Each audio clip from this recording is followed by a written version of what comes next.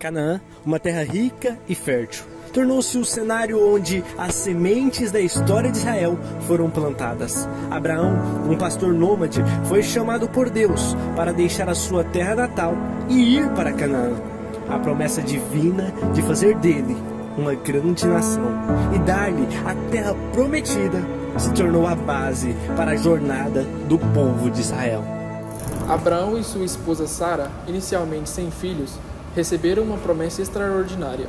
Isaac, o filho da promessa, nasceu quando o casal já estava de idade avançada. A história de Ismael, o filho de Abraão com Agar, a serva de Sara, trouxe complexidades familiares, mas Deus reiterou sua promessa de uma descendência numerosa através de Isaac.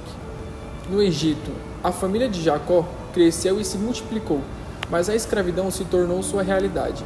A figura de Moisés emergiu como líder, guiando os israelitas através do mar. Josué, sucessor de Moisés, liderou a conquista de Canaã e a terra prometida. À medida que os israelitas se estabeleceram em Canaã, a terra prometida, eles enfrentaram desafios significativos.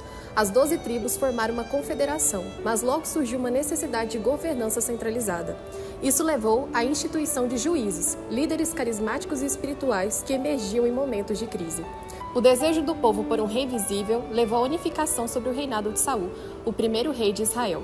No entanto, conflitos surgiram entre Saul e o jovem pastor Davi, que se tornou o segundo rei e é lembrado como um dos maiores governantes da história de Israel.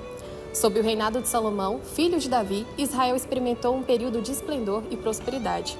O Templo de Jerusalém, um testemunho de fé e centralidade espiritual, foi construído durante seu reinado. No entanto, a política expansionista de Salomão gerou tensões, resultando na divisão do reino após a sua morte. O Reino do Norte, conhecido como Israel, e o Reino do Sul, chamado de Judá, enfrentaram desafios separados. À medida que Israel emergia do exílio babilônico, enfrentava novos desafios sob o domínio estrangeiro, principalmente o Império Romano. A reconstrução do Templo de Jerusalém tornou-se uma expressão crucial da renovação espiritual e nacional dos judeus. A influência romana se intensificou e a Judéia tornou-se uma província do Império Romano.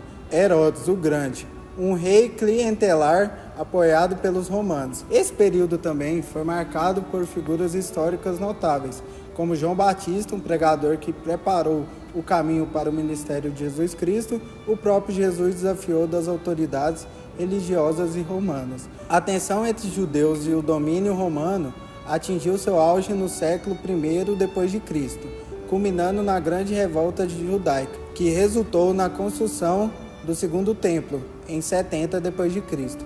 Durante a Idade Média, a Terra Santa testemunhou as Cruzadas, série de expedições militares cristãs empreendidas entre os séculos XI e XIII para recuperar Jerusalém e outras áreas sagradas do controle muçulmano. Jerusalém foi capturada pelas forças cristãs na Primeira Cruzada, em 1099, resultando na criação do Reino Latino de Jerusalém.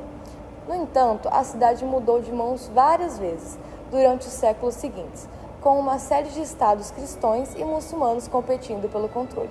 A influência europeia na região cresceu durante os séculos XVIII e XIX, à medida que as potências coloniais buscavam expandir sua influência no Oriente Médio.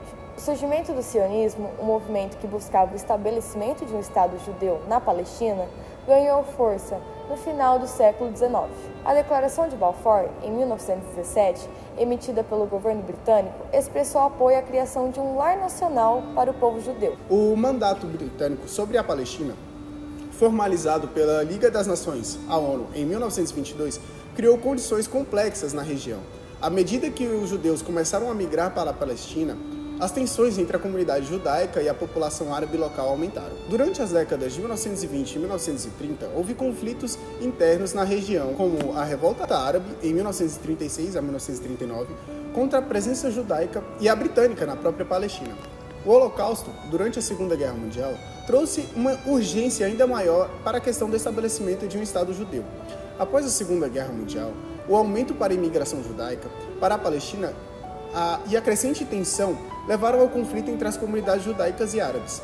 Em 1947, as Nações Unidas propuseram um plano de partilha que previa a criação do Estado judeu e árabe independentes. A ONU aprovou o plano de partilha em 1947 e pavimentando um caminho para a criação do Estado de Israel em 1948. O estabelecimento do Estado de Israel em 14 de maio de 1948 foi um momento histórico, mas também marcou o início de uma série de conflitos armados com os estados árabes vizinhos. A proclamação da independência de Israel desencadeou a Guerra da Independência.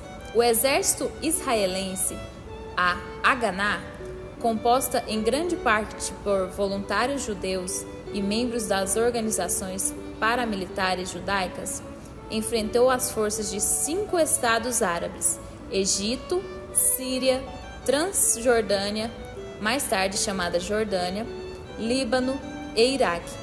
A guerra foi caracterizada por combates intensos, cercos, deslocações populacionais e massacres em ambas as comunidades. O cerco de Israel e a batalha por lugares estratégicos foram cruciais para a sobrevivência de Israel. Então encerra com Israel emergindo como um estado independente, mas a guerra deixou profundas cicatrizes e uma herança de hostilidade que persiste até os dias de hoje. Acabamos de ver um breve resumo sobre a jornada de Israel até aqui. Mas eu gostaria que você agora, juntamente comigo, refletisse um pouco mais nesses pequenos minutos que acabamos de ver. Talvez você não tenha notado, mas a grande parte das consequências que Israel enfrentou ou enfrenta tem relação em não confiar na promessa de Deus. Quando voltamos aonde tudo começou, reparamos que Deus entregou 2 promessas para Abraão. A primeira foi a terra prometida e a segunda, um filho com sua esposa. Abraão, com seu livre-arbítrio, agiu da vontade permissiva. Claro, a vontade perfeita de Deus se cumpriu, mas as consequências da vontade permissiva ficaram. Tudo isso porque por um instante ele duvidou da promessa.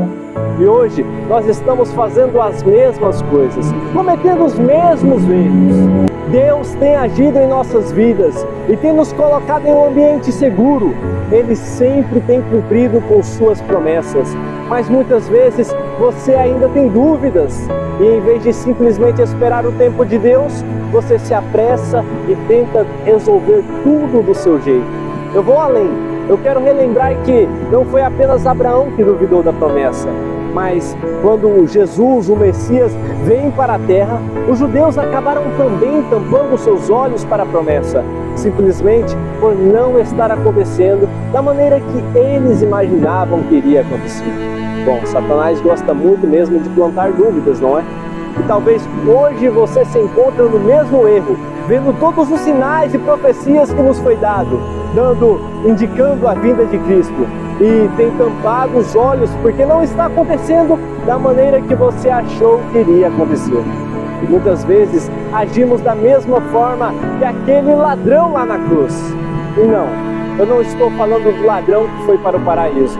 Eu estou falando do ladrão que questionou Jesus. Isto é, isso é muito forte, mas lamentavelmente é verdade. Aquele ladrão que desafiou Jesus disse: se tu és mesmo o rei dos judeus, salva-te a ti mesmo.